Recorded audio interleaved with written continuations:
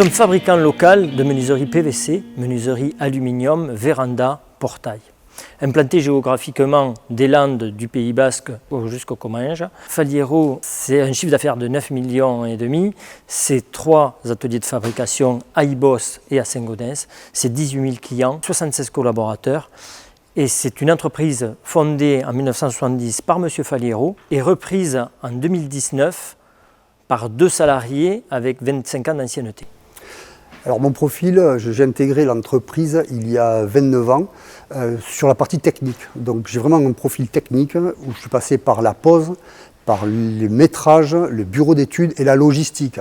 Ce qui me donne une vision globale du métier et qui crée un bel équilibre avec Eric qui a plutôt un profil administratif. Administratif effectivement, puisque je suis rentré dans l'entreprise en 1994 en tant que comptable. La reprise de l'entreprise s'est étalée sur une dizaine d'années. En 2011, nous avions repris donc 49% des parts. Les 51% restants, nous les avons acquis en 2019. Alors ça a été une reprise fluide et progressive.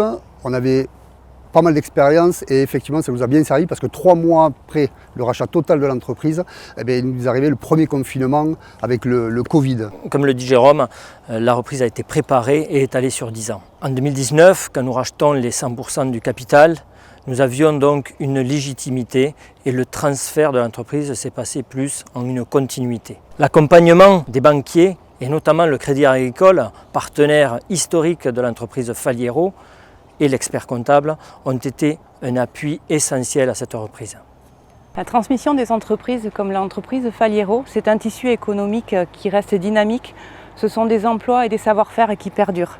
À Crédit Agricole Pyrénées-Gascogne, nous sommes présents aux côtés de nos clients pour les accompagner dans la totalité de leurs besoins et leur mettre à disposition la totalité des expertises d'un groupe mondial au niveau local. L'innovation est aussi dans nos gènes. Grâce au parcours pionnier du connecteur, nous mettons l'open innovation au service de nos clients. Nous avons des équipes qui sont stables, ce qui nous permet de construire des relations de partenaires, de confiance et de proximité avec nos dirigeants d'entreprise, chose qui est très importante dans des moments clés comme la transmission.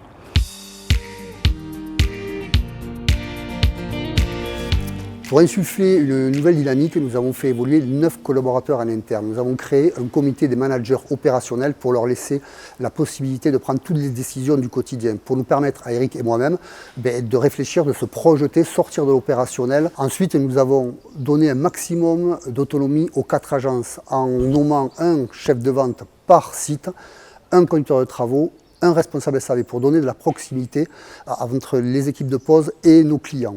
Et enfin, nous avons donné la flexibilité du temps de travail à tous les salariés de la partie technique en leur proposant de faire leur semaine en 4 jours à 35 heures, faire du 40 heures au choix par rapport à leurs contraintes. L'idée, c'était de leur amener du confort et une certaine attractivité sur le secteur. À ses débuts, Faliero était précurseur dans la fabrication de tout ce qui était véranda, menuiserie PVC, aluminium. Notre philosophie a très peu évolué. C'est vraiment d'être sur un marché plutôt positionné haut de gamme en prenant les meilleurs fabricants français. Et enfin, porter plus de confort à nos clients, nous mettons le service à la hauteur de la qualité de nos menuiseries.